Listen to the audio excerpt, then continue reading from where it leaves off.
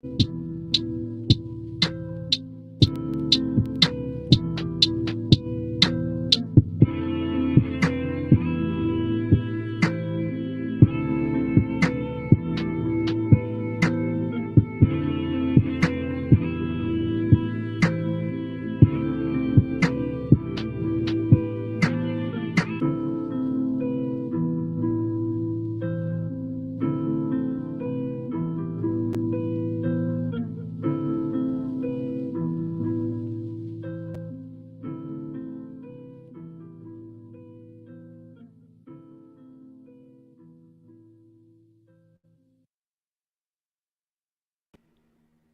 guys, how you doing? All right, we are back for another one here.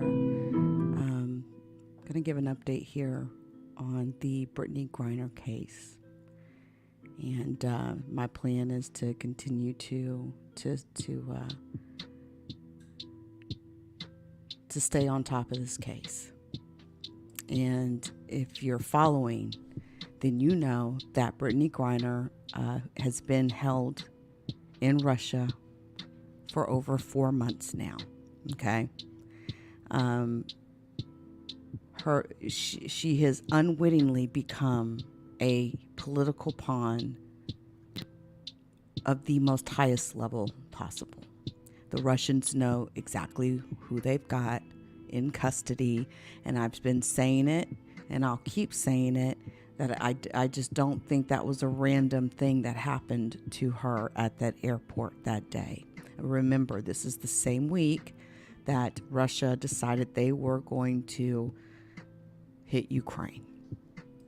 Now, there's been a lot of controversy about how much the United States government has been helping Brittney Griner get released from custody within Russia. And Russia, although they won't say this through like their like TV media arms, they only sort of dance around the topic. They use another media arm called TASS, TASS, and it is another form or media arm of Russia, state-run media for the country of Russia and for Vladimir Putin personally. And a lot of times things will be said on TASS that you wouldn't necessarily, they're not going to go on RT and say, basically. Okay. And Russia is letting it be known they want Victor Bout, aka the Merchant of Death, a man that Americans arrested overseas. They actually arrested him and extradited him from overseas, charged him with quite a lot of war crimes, arms dealer crimes, said he was responsible for the deaths of many Americans, one of those types of prosecutions, right? Federal prosecution. Russia has been asking for Victor Bout for years. It's not the first time I've heard his name come up. And so it's been no secret. The first time that Russia kind of let it be known they were down to do a trade was through TASS. And they were very specific about Victor Bout, the Merchant of Death. They wanted to trade Victor Bout initially. Remember, Trevor Reed was just traded.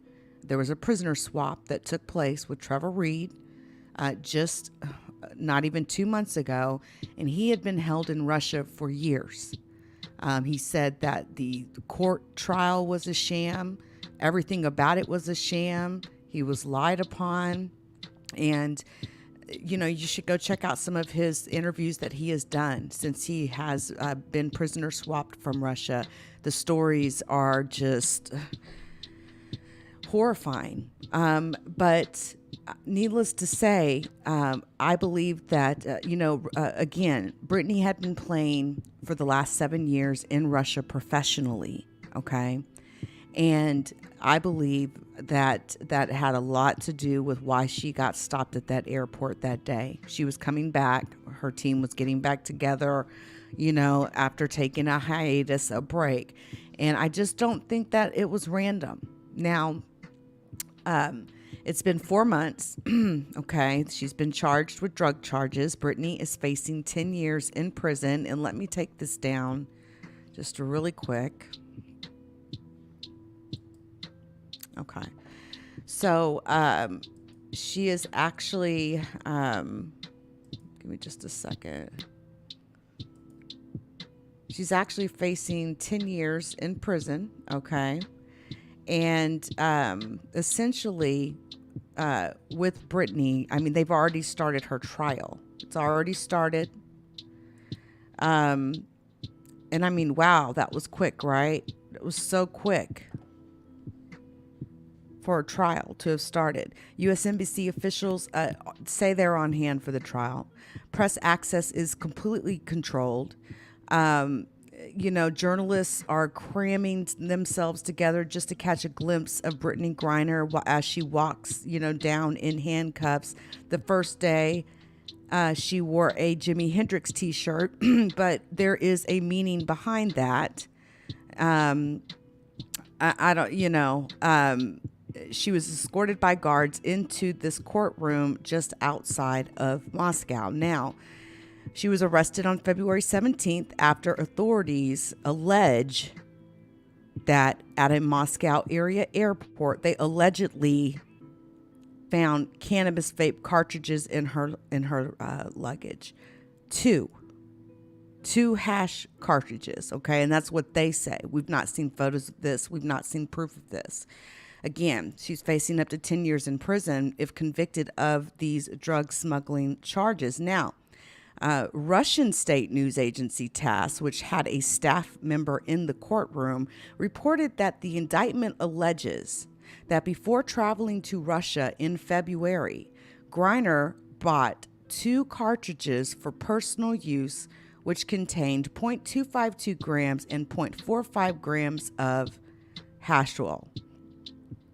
A security inspection allegedly uncovered the cartridges in the basketball star's luggage when she arrived on her flight from New York, to Sheremetyevo International Airport in Khimki. Not even going to try to pronounce that. 2 witnesses have already testified for the prosecution against Brittney, customs agents who were working at the airport when her bags were inspected. This trial is going so fast. It's so obvious what's going on here. I have no doubt that Brittney Griner will, and forgive me for what I'm about to say, but I'm just realistic. I have no doubt that Brittney Griner is going to be convicted of this. Joe Biden is showing a very hard face, and it's like you're showing this very, very hard face, hard stance towards Russia, when I wonder if there could have been a possibility that Brittney could have been, swapped, if you would just be willing to give up Victor Bout. I mean, come on. There is something called karma, right? And if he's responsible for all those lives that the United States government has tried and convicted him for, then God will get him in the end. But isn't he worth the swap? I feel like they're going to convict her. They're going to sentence her harshly. And then it's going to become this horrible, nasty negotiation that could go on for years. Okay? That could go on for years. Now, amazingly, okay, this is what really bothers me more than anything. President Joe Biden has not even spoke to Brittney's wife. President Joe Biden seems to, in my opinion, seems to have some, I don't know if he's understanding the gravity. And I would think that he would, he would understand the gravity of this. And yeah, maybe there is other things that's going on in Russia, and maybe we don't see the whole picture here. But President Joe Biden, as president, Brittney Griner is by far the most famous inmate being held abroad. Hands down. And that in itself deserves your attention, sir. Brittney Griner wrote President Biden a letter. She hand wrote this letter. And I am going to read this letter to you.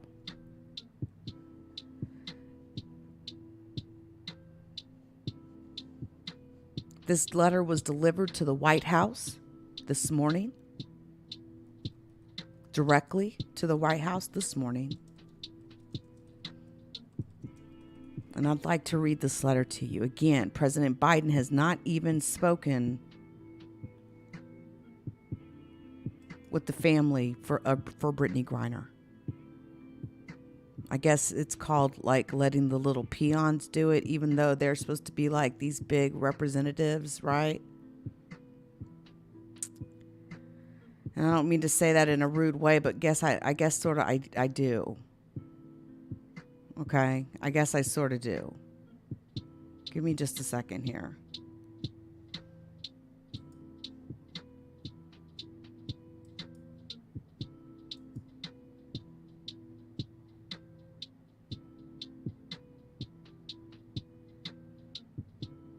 Okay.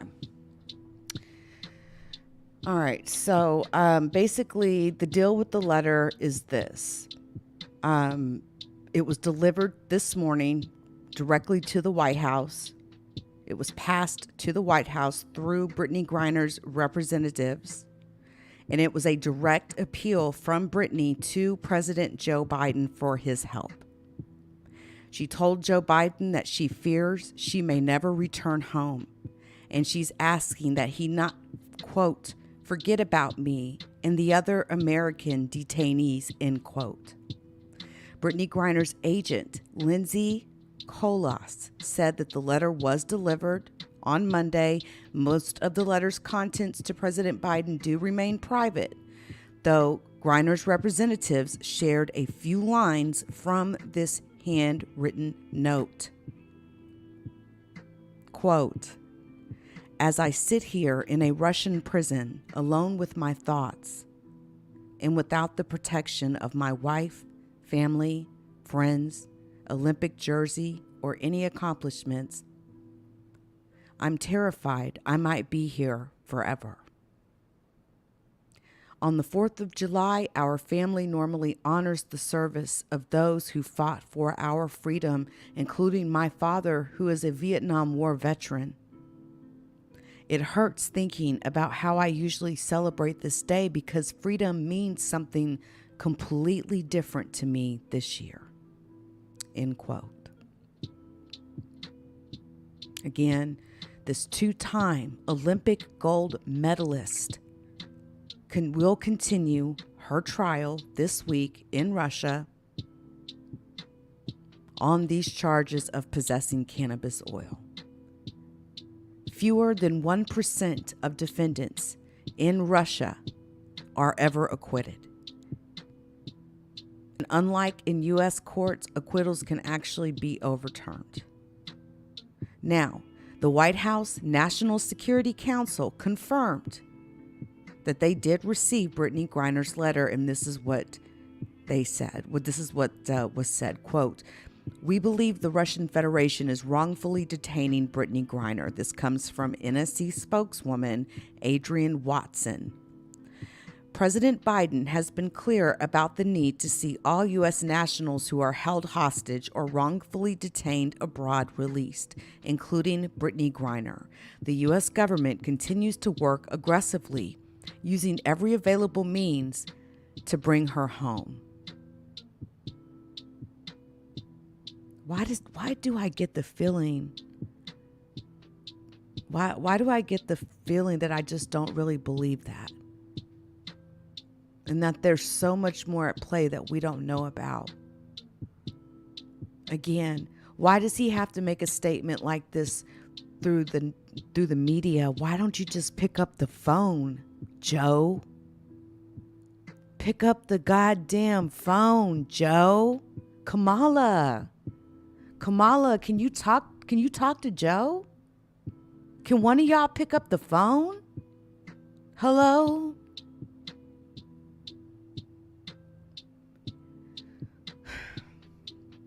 And more in the letter that Brittney wrote, she says, please do all you can to bring us home. I voted for the first time in 2020, and I voted for you. I believe in you. I still have so much good to do with my freedom that you can help restore. Griner also said, I miss my wife. I miss my family. I miss my teammates. It kills me to know they are suffering so much right now. I am grateful for whatever you can do at this moment to get me home. Just in the last week, a phone call was scheduled and set up days in advance. Brittney Griner from Russia managed to call this number, I believe it was 17 plus times. This was scheduled. This was set up. This was supposed to happen. Brittney Griner, again, is by far the most highest level of inmate being held abroad at this moment. American inmate. Fame. I'm talking about all that combined. This call was scheduled. It's like you don't miss something like that. And somehow the number that was attached to this phone, the desk was not even staffed. So Cheryl didn't get to speak to her wife, Brittney. Here's another thing. Brittney's black and gay. Lesbian. I don't know, forgive me, I don't know all the terminology. But what I do know is this. Russia hates black people and they hate gay people. They have laws against LGBT. They have anti-LGBTQIA laws. Okay? It's very serious over there. People go to jail for their sexuality. And I just want to make that statement because let's not forget about that. And I hope that many of you will continue to talk about her case because I'm not a psychic here, and I'm only talking out of just experience and watching and just being a history buff, watching how certain things go down and just having been done this for a long time. They're getting Brittney through that trial really quickly, and that's concerning to me because this tells me there's no chance of negotiating before they convict her. And I feel like they are going to convict her. She doesn't have a chance in the world. Not there. Doesn't matter who her lawyer is. And then it's going to become, well, we've got your famous, well-loved basketball star here. So what do you want? You want to get her back. Well, we want something too. And by Russia convicting Brittney, it's going to give them even more leverage in negotiations to obtain Victor Bout, because they can turn around and slap her with a 10-year sentence, and God only knows what other laws or nonsense they may come up with. You get where I'm going with this? Joe Biden, pick up the phone and be a decent president. I can't even believe I'm saying this to you. You have been vice president before under Barack Obama for a full 8, for 2 terms. You are now president of the United States. Pick up the fucking phone.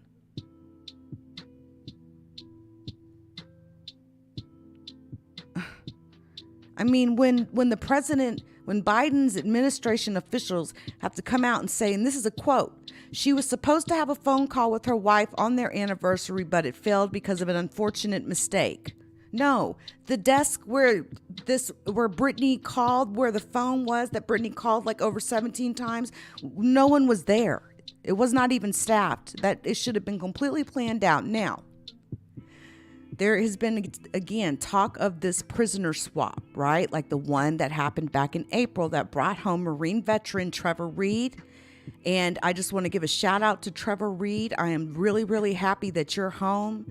And, you know, I know you are scarred forever by those events, but please keep speaking, because the only way Americans are going to know what Brittney's really going through is unfortunately through you, because you lived it. So please keep up the good work on that. And I'm really glad that you made it home.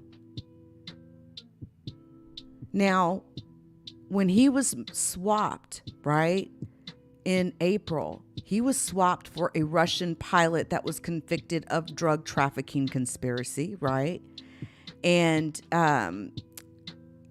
this, you know, the State Department in May designated her as being wrongfully detained, this Russian pilot, moving her case under the suspicion of its special presidential envoy for hostage affairs, effectively the government's chief hostage negotiator. Okay? And that swap happened with Trevor Reed. Listen, I don't know what they're going to do, but I know just from all the years I've covered Russia, I've been featured on Russian television. I understand the culture a little bit, and